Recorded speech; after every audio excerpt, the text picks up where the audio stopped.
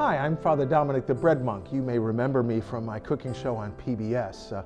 I'm a hometown boy here in Peoria. I grew up on the East Bluff and developed a great love of cooking through my mother's kitchen, the public library, and watching PBS. Big fan of Julia Child back in the day. And she really inspired me to really enjoy doing things in the kitchen as much as my mother did. And so I'd like to share that love with you when you start doing your baking for the holidays, because that's a big thing. You know, I want something special for the holidays, but I don't have 4 hours to make cinnamon rolls, or how do I get it all to work out when I'm trying to make breakfast?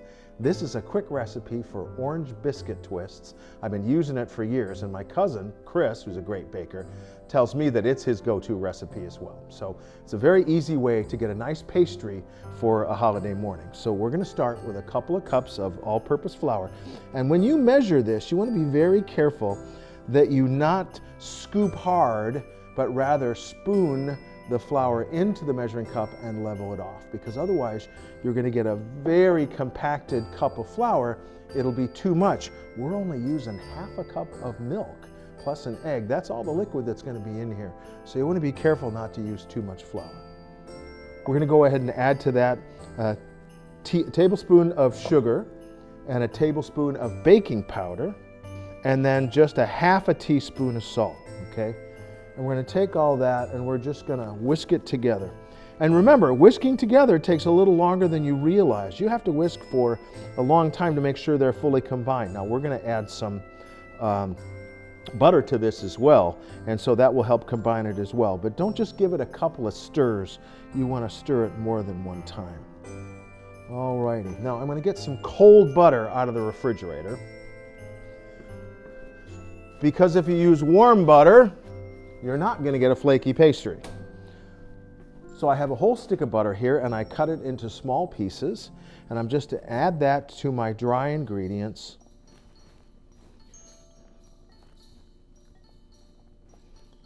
Just kind of mix that in there. And then I'm going to take a pastry blender and cut the butter in. Now, I want to make sure you understand the difference between these two. Both of these are pastry blenders. The one here has got wire blades on it, and this one has metal, you know, like knife blades almost on it, okay? This is really good if you're going to start making pie with room temperature shortening, okay? That will work well. But with cold butter, that will bend and you will take forever and you will not get a good result. So look for this kind of pastry blender instead, so you won't be quite so frustrated. So we're going to simply blend this in until we have something that has the appearance of coarse crumbs. That's an expression you see often in recipes. So as you can see, I'm cutting the butter in.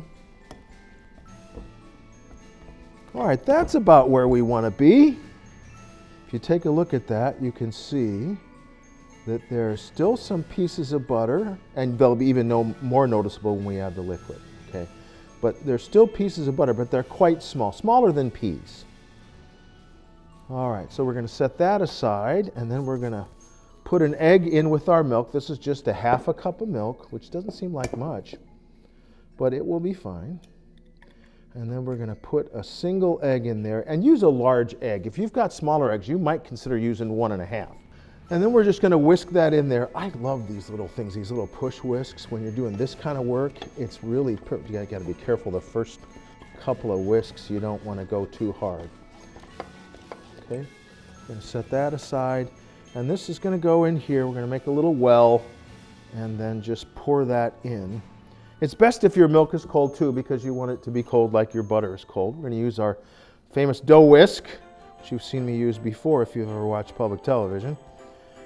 And see how quickly that comes together. This is one of those doughs that you can't like just use a spoon, or at some point you've got to get your hands into it, okay? So we're going to set that aside and just start using our hands to squish this together, making sure that I get all of that flour that's in the bottom, okay? There's little bits of flour and it's kind of flaking together. You want to make sure that you're not leaving any of that in the bottom, so you have your full recipe coming together. As you can see, it comes together very quickly. All right, I'm going to get the rest of that out on the counter, because it's going to be easier there than in the bowl, I think. And we're just going to knead it a few strokes, okay? There we go. We could actually sneak the rest of that in there, that liquid. I don't want to waste that, actually. All right, that looks pretty good to me. I don't think I want to go too much further. It's a little bit sticky. Notice it's kind of sticky. Don't think you've done anything wrong. That's fine. We are going to actually leave that back in its bowl and let it sit for a while to firm up. And in the meantime, we're going to make the filling with sugar and some orange zest. So we're making an orange flavored filling for these biscuit twists, and I've got a half a cup of sugar in the bowl before me, and I'm using this zester. You can see about the amount I'm getting here. I'm going to try to avoid some of these greener parts. Okay, that should be plenty of zest right there. Okay, now we knock that out of there, and then you can do this with a fork or something. It's just easier with your hands. Okay, so if you've got clean hands, just go ahead and mix this together until all of the zest is evenly distributed. Oh, this smells so good. Yeah, I'm really digging this. This is like part of the great fun of baking, is that you use all your senses. You know, there's the feel of the dough, and there's the scent of the ingredients, taste, the heat on your face from the oven, you know, the visual, pleasures of the various ingredients, and when it comes out of the oven, all that sort of stuff, and of course taste in the end. So you can see there it is all together. And now I'm going to clear a space so that I can roll out the dough and turn these into biscuit twists. And we'll get our dough out. You'll notice our dough has kind of firmed up a little bit. It may be a little resistant to rolling out. Don't let that concern you, okay? But we're going to lay out a little bit of flour. I love this. This is a Victorian flour duster, sometimes called a flour wand. And it's marvelously useful. It was invented for pie making, so you wouldn't, with your messy hands, reach into the flour bin. I've been using one for years, and I love it. So we're going to try to get this to be as square as possible. You can pat it out with your hands, but it does take a while. But rolling it out is significantly easier. And you can see this dough rolls out fairly well.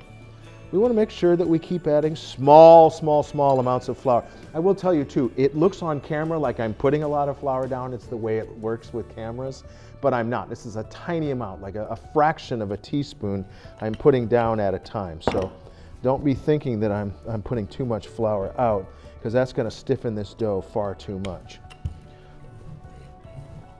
This is going to take a while to get this all the way out, and it may be necessary to do a little bit of surgery to kind of cut corners, and that's okay. So we're going to cut some of these pieces off a little bit to even things out, and just kind of piece together. It's going to be fine. The dough will stick together just beautifully, and the way we make the actual biscuits will not in any way be affected by this piecemeal sort of thing. I want to make sure that this is going to come up easily still, not stuck to the countertop. Now, I'm going to put the sugar on the bottom half, okay? Only on the bottom half. You can just kind of spread it out there evenly. You might not quite use all of it, depending upon how big you made yours. But that looks pretty good. Then we're going to take this part here and fold it over just like that. Okay? That wasn't hard at all. And then we're going to take this and kind of pound it. Okay? Not roll it, but just kind of pound it so that it sticks together as best we can. Now, if you're wondering about this, my brother Martin turns things on a lathe, okay? You could do this with an ordinary knife or one of those cheap pizza cutters, you know, you get at the grocery store with plastic, it doesn't matter. But, you know, when you get something as magnificent as this for Christmas, you want to get it out and use it. So when I do pizza parties, I do it up brown. Now, we're going to cut this into strips, and that one on the end we're going to lose. And that one we're going to straighten up just a little bit, okay? And then we're going to cut this into strips.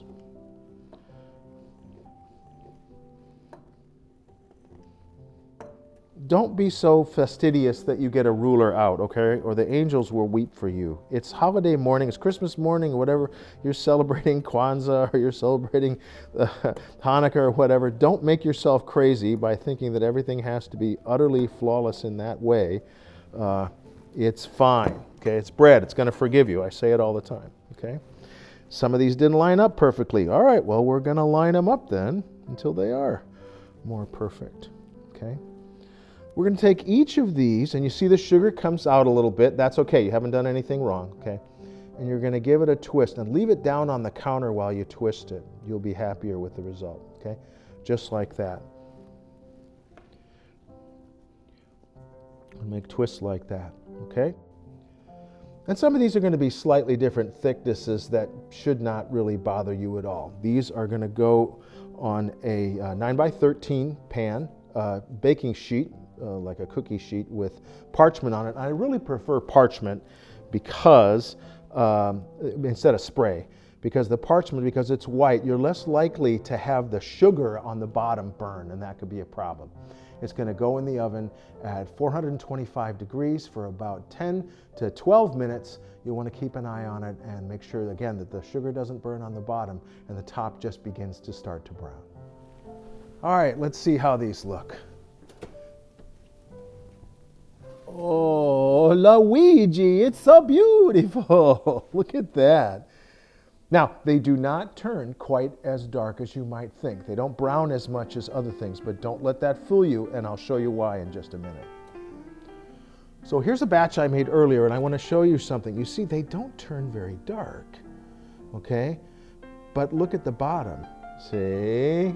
You don't want to go any further than that, or it would have been burned. That's a lovely caramelized layer of orange sugar right there. So there's no reason to be sad about that at all. Here's one way to finish it off, okay? I took a little bit of orange juice from our zested orange, and I put it in with some powdered sugar, and then I threw in some of the leftover orange zest and sugar to give it some extra flavor, popped it in the microwave for about 20 seconds so that the sugar all melted, and I'm going to use this to brush it on like a glaze. This is going to give it that extra little bit of sweetness, and it really does kind of need some kind of topping, okay? So a little extra sweetness, a little extra orange flavor. Alrighty, so you can see how, oh, these are so pretty. All right, so I'm going to show you one other kind of topping that might be your favorite, and that's a chocolate drizzle. Okay, so this is my favorite way to finish these off because orange and dark chocolate or semi-sweet chocolate is kind of like a Christmas groove. You know, I love that combination of flavors. So I took some semi-sweet miniature dark, semi-sweet chocolate bits. I put them in the microwave in like 10 or 15 second increments, so I made sure it didn't get overheated little by little. It's just an ordinary snack bag, okay? You kind of need it to make sure there's no lumps in it. Get it until it's kind of lukewarm, and then just take an ordinary pair of scissors, make sure they're really sharp, and cut yourself a hole in the corner, and you've got yourself a bit of a piping bag. Now I start by pushing it up this way, and then I am ready to gently squeeze it as we drizzle over the biscuit twists. Oh.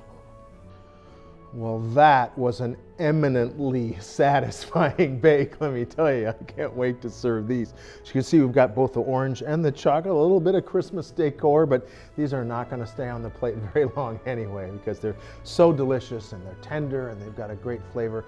And again, you can do it in about 45 minutes on Christmas morning and be ready to feed your family a special treat. So throughout the holiday season, I hope that you're baking your way through the holidays and especially that you're doing it with love. I'm Father Dominic. God bless and happy holidays.